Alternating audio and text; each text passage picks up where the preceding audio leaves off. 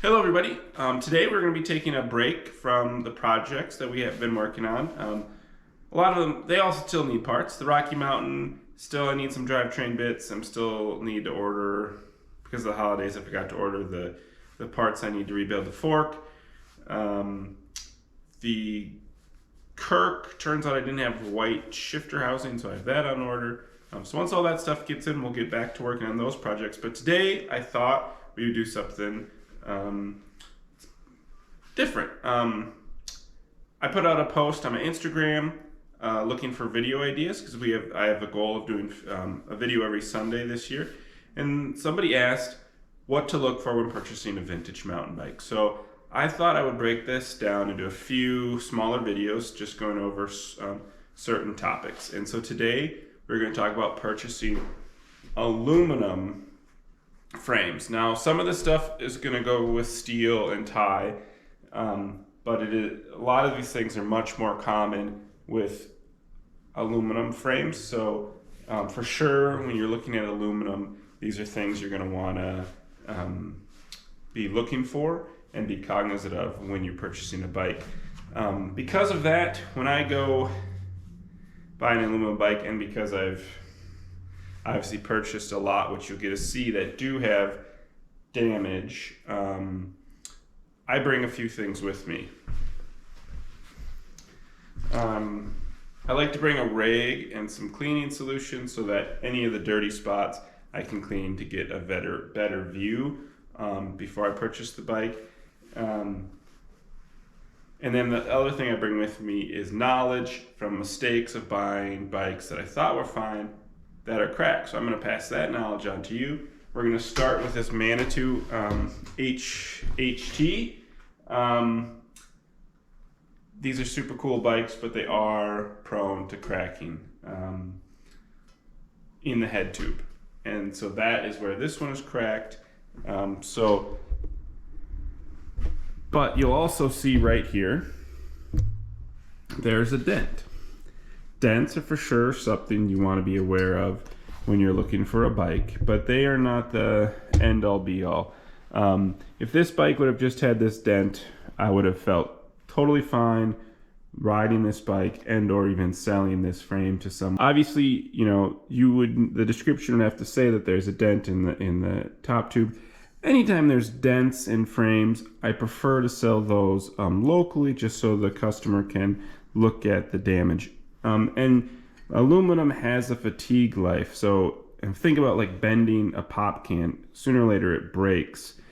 So dents do weaken aluminum, but if you pay attention to the dent and watch it, it's not the end of the world. But cracks, on the other hand, like we will see here on this head tube. Okay, so it's really hard to see on this polished frame, but right here there's a crack in the head tube. It runs all the way from the end into the weld. So this head tube is compromised. There is another smaller crack.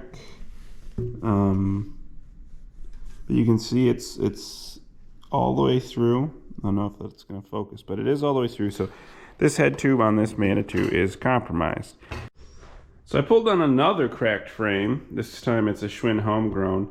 Hopefully this also has a cracked head tube. So hopefully I'll be able to better show the crack on this one. Now this one came into the shop. It was a customer's, and while doing labor, I found the crack head tube, and he let me hang it up on the shop. Again, right here along the head tube. And this one, you can just barely catch with your nail. The one on the Manitou,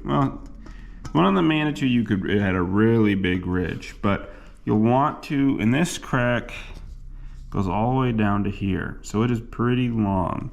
I feel like there's, again, multiples on this one also in the head tube. The first thing I like to do is look for dents. That's a very simple thing of just running your hands down all the tubes and looking for dents. Then, because your hands will be able to feel dents, you won't be able to see by your eye. Then you want to look at the trouble spots for cracks. I found it to be head tubes on most of the aluminum bikes that we have here at the shop that are cracked. The magnitude that you saw, this homegrown, an Alpine Star L Mega, this has a cracked head tube. Very common on Alpine Stars to have cracked head tubes, unfortunately. This one does has the added gusset, but still cracked. Turner burner. So now this one is cracked on the weld. It's not cracked on the head tube, but it's cracked on the weld connecting the top tube to the head tube. So that's, again, another reason of why we want to check those welds. All have cracked head tubes. Now the Turner burner is different. It is not vertical cracks, it is a crack right across the weld. So again, head tube is an important area to look, but then all the welds are also an important place to look. It's easier on painted bikes because you'll see some paint separation, and you'll find them. This one's pretty dusty from being hung up, but then checking all the weld areas, and then the dropouts can also be an area of cracks. So I'm going to go pull down a third frame and show you some common dropout crackages.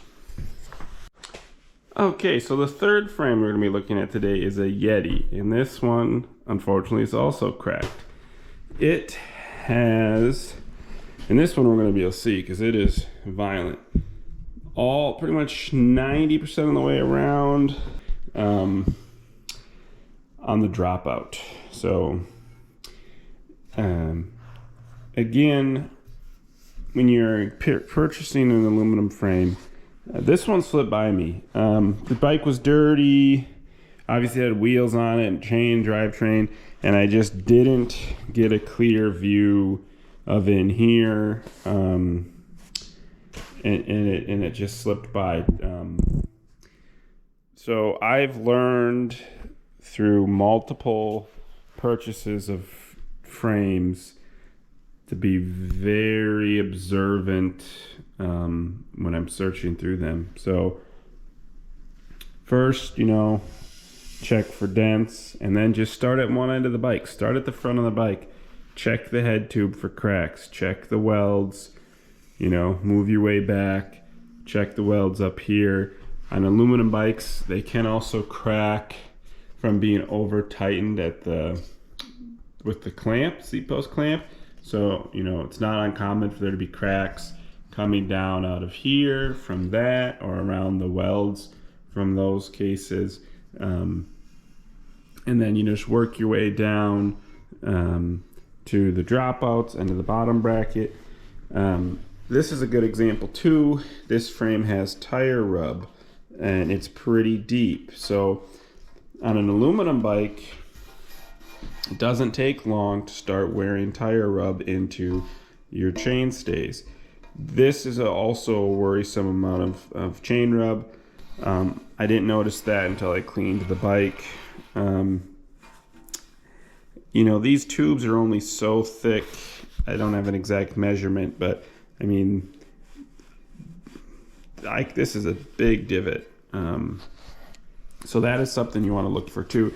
And then around the bottom bracket shell. And another thing that happens here in Minnesota and other places where it's cold is if water gets into the frame, and normally I see this happen on the seat tube and the chain stays just because they are the lowest part of the bike. But if water gets in and then it freezes, I have seen swelling and bursting of frames from that. So that's something to take into consideration. Now obviously with aluminum frames, rust is not an issue, but stuck seat posts still can happen. It's called galvanic corrosion. You should check the seat post every time you buy a bike. Stuck seat posts can be a real pain. We have a high rate of success of getting them out, but it's still something that could add cost to the bike. So to me, if the frame is cracked, the frame is dead. Yes, you can send these off to get repaired. It is expensive. If it's a high-end collectible bike, it can be worth to get it repaired. Frank the welder repairs Yetis and Manitous all the time, but it is expensive. And so when you're buying a bike, that's something you want to be aware of. Checking over a used bike before you purchase it. Take an extra 10, 15 minutes before you pan the money over to look the bike over. And that will help. It'll just help the whole transaction be smoother, because you won't be trying to ask for money back, and et cetera, et cetera. So hopefully showing you where these bikes crack and kind of giving you a quick rundown of what to look for, and why things are bad if they're cracked or dented or tire rub. This will help you out next time you're out purchasing a vintage mountain bike. Once I pick a bike that's a complete bike, I will go over more kind of what to look for as a whole bike, but I just thought I would pull some of these frames down from the wall and do a quick overview on what to look for when purchasing aluminum bike frames. If you enjoyed this video, please like and subscribe. Make sure, if you're working on your vintage mountain bike or vintage road bike, to check out our shop, Gringineer Cycles, at gringineer.com. We have over 1,000 parts, with more going up weekly. We also have we have a lot of catalogs up that are hard to find as resources. Yeah, just if you have any questions or comments, leave them below this video. Everybody have a great rest of your night. Bye.